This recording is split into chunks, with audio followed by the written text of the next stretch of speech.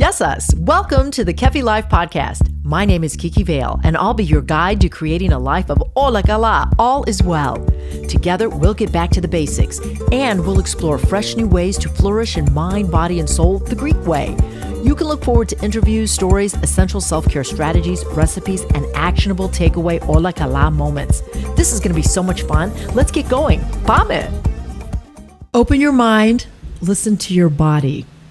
Believe me when I say it, and Douglas Heel coined it, what is in the mind is in the body.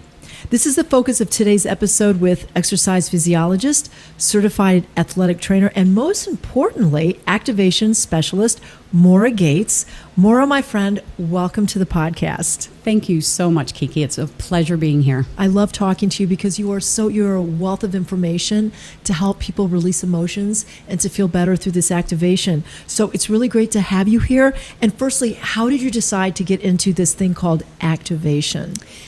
As you said, I'm an exercise physiologist, and I work with so many, a vast age groups. And it was going through, I have also worked in rehabilitation of athletes and that type of thing in the past.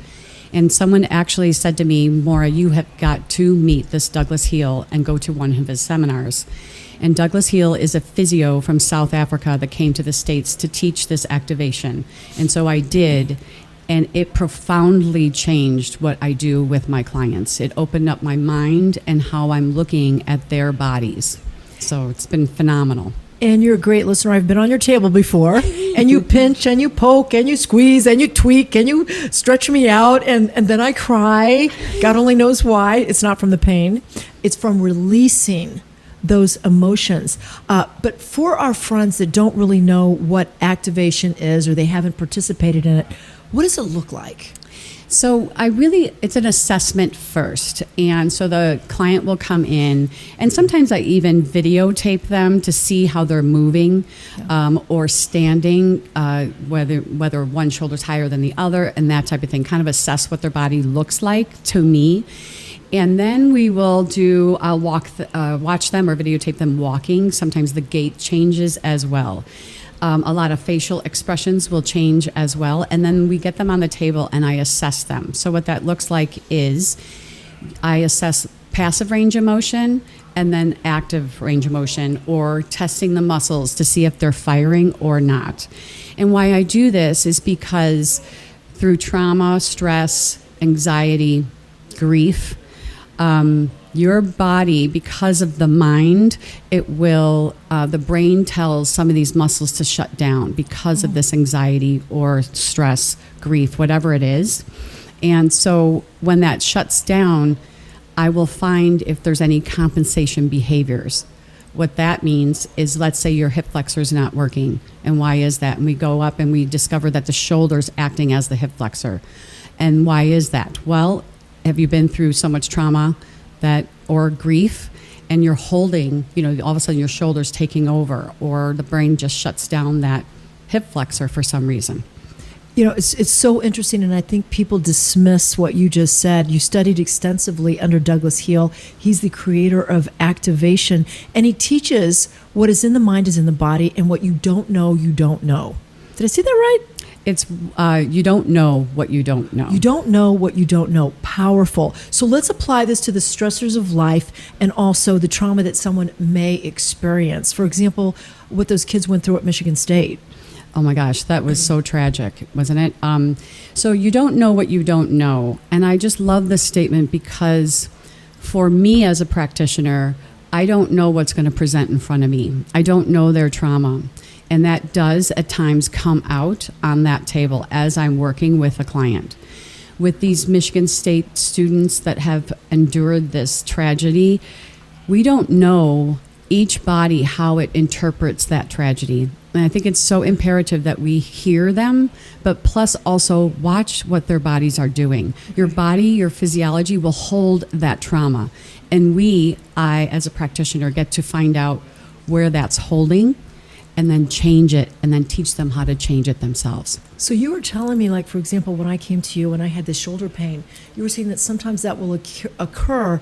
You hold your breath, you tense up, you bring your shoulders up, And for some reason, like if you're a little bit nervous, you hold your breath. That doesn't even make sense to me. As a matter of fact, I was doing that right now. Okay, so yes, that's a natural response of our bodies. We tend to, when we're in that, it's called an autonomic nervous system, and you have a sympathetic and a parasympathetic. In the sympathetic, that is something we need, right? It protects us a little bit, but when you fight, flight, or freeze, but we tend to hold our breath. And that is detrimental to our bodies, though, if you continuously do that. You know, occasionally you do need that. For instance, when that tragedy is happening, maybe you are doing that, but please, you have to get yourself out of that sympathetic. So, like, let's talk about a couple ways that you get out of, like, the breathing and the moving. Perfect. Belly breathing is a marvelous tool for everyone, and I mean everyone. Do you want to demonstrate? Sure. Yeah. So you breathe in through the nose, and then you allow the air to come into the low belly cavity. You almost let the air come in, like you're almost protruding your belly out. And here's why. The diaphragm underneath your ribs needs to be able to move. And it moves down, and it, so it like concave down, and it can ignite the hip flexor, but more importantly, it massages organs. It brings this oxygenation into your body. It's so important. It decreases your heart rate, decreases your blood pressure, and it increases your peripheral vision as well. But it also, most importantly, brings you back to that homeostasis, which is the balance in your body. Which is the balance in your body. And you mentioned in the green room about there's a combination of things. One thing you had me do, and I love it, and I do it every day, and it's so easy, is squat low but stay on your heels. Yes. And breathe through that. Because you can't breathe when you are squatting, a deep squat. And it doesn't matter how far you come down. I'm not saying everyone has to do that deep squat, but eventually that deep squat, you'll get there. And the reason why is because you cannot breathe chest breathing in a deep squat. You have to belly breathe. And again, that's so good for the diaphragm to dome down. And then you'll be able to bring that air into that low belly cavity. It connects the upper body to the lower body. So much of our health and wellness is attributed to breathing. 100%. And we don't do it sometimes. I mean, I know we're breathing. Right. But, like, are we doing it conscientiously with the purpose of letting go that freeze scenario? Correct. Right. And I will, when I'm working with activation too, I will actually ask people to, when they're inhaling through the nose and on the exhale, whether I'm on a particular trigger point for them, that they breathe out heavily, almost as if they're releasing this trauma, stress, whatever it is they're holding on to, out of their body. So, like, when you are pressing down, you told me a couple of things to do, like massage the pits, massage behind the ears. Let's talk about a couple things that the viewers could do to get a little bit of relief, if you will. Well, the activation first. We're going to go into another aspect of it, lymphatics, but we're going to do that. Or do you want to do that? Let's do lymphatics first. Yeah. So, there's an order to this. Yeah, definitely. And, in saying that, activation, lymphatic work, no system gets injured alone, and no system heals itself alone. So you have to, that's what we do, is I look at the body and look at why are these things happening, right? So if we go into activation and we're just not quite getting what we need from activation, lymphatic work is phenomenal. Go ahead. No. Now I get it. Yeah. When you're doing this. Yes. Okay. So that's more of lymphatic, and because your arteries, veins, and nerves and lymphatic system all lie together. And where's the lymphatic system? All throughout your body. You have lymph nodes. Everyone's heard of that. But that lymph is like the, I have a great quote. It's like the trash can for the blood. So sometimes if you go in to get blood work and the blood panel comes out normal, you have to start looking at the lymph. It's like the toxins, that the release from the blood. So if we're not looking at the lymphatic system, you're kind of missing a piece of the puzzle. But yes, so it's called the Big Six, and the order matters because, which I find so interesting. Yeah. I got a shout out also to Perry Nicholson. He's the one that has educated me so much on this as well. But the order matters because I love this part of it. This is like up on above the collarbone is your drain, like a sink drain. Oh, wow. And then below it. So if you're not starting there, whatever you're doing from lymphatic, and you've heard the dry brushing and, the gua sha, whatever, those are wonderful, but you have to open up the drain. Otherwise, you're going to get clogging throughout the body. And there are areas where it's specifically tends to clog a little bit more or get, sticky. And truly, when we hold emotions or trauma or stress, and we all know that stress comes into life, but let's address the stress. So there are ways through this activation to get rid of it. And if there's anything that you want to share today, simple things that people can do to sort of like you shared 3 with me, and I've been doing them. That's so good. Every day you should. Yeah. So that's awesome. Yeah. I appreciate that. Yeah.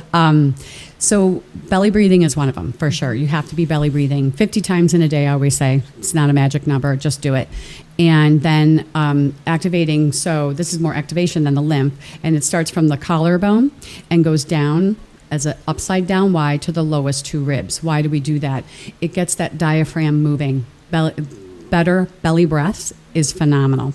And then we go into so the hip flexors have to be firing, the glutes, because if you're not, and the glute one is awesome as well, that's behind the base or at the base of the skull. So what you want to do is just rub the base of your skull, and that one gets your glutes firing. It should not be tender. When you're rubbing, you should be able to put your hands on your body and not have this pain. And if you do, it's telling you something. It's telling you that whether you're not firing, or maybe we do have to look at the lymphatic system. Again, all these systems work together.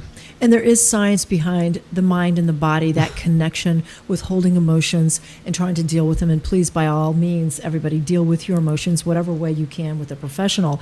In our remaining moment, what is the best way? While we're making this look really simple, you are a specialist. So how would somebody get in touch with you? I have my cell number, my email, but I just moved down in the city of Chicago, so that's totally great. I love it there. So I have a city location as well. And I also am in the suburbs. I will travel. As a matter of fact, I go in a week and a half to go to Puerto Rico, and I have clients there. So if you're in there, give me a call. Excellent. I know I'm on a Healer Pass app, which is great over there. Everyone needs healing, right? Everyone needs help discovering how to heal, and I'm an advocate for their bodies. In addition to that, I have an Instagram page. It's called Flex_Chicago, and at Facebook, Flex Activation and Wellness is another one. But my email is Maura Gates, ATC@gmail.com. Well, this has been truly delightful, and I really do believe in that mind-body connection. And for all of us that are going through anything, let us get all those toxins out. Let's get rid of them. Let's detox the stuff out of our lymph nodes. You've been a special guest, and I ask all my special guests this question. So, Maura Gates, in my life, I've learned that I should show up. Show up. And I know it's so cliche, but I also use the term consistency is key. And I feel like it kind of goes one and the same. They're kind of the same thing. If you just show up, and even for your, if you hear people, show up and listen to them. Show up and be there for someone. You would be surprised at how much you learn as well. Well, I've learned a lot today. We'll have to have you back. Definitely. I would love it. I'm so honored. Thank you. Thank you. Kiki Vale is the founder of Kefi Life. She is passionate about whole person wellness and living a fulfilled life. Her Kefi Life podcast is created to simply and naturally help you harmonize the mind, body, and soul the Greek way. Visit KefiLife.com, @KefiLife365 on Instagram, and check out Kiki Vale on LinkedIn and on Twitter. Join us again next time for more positive energy and inspiration on Kefi Life.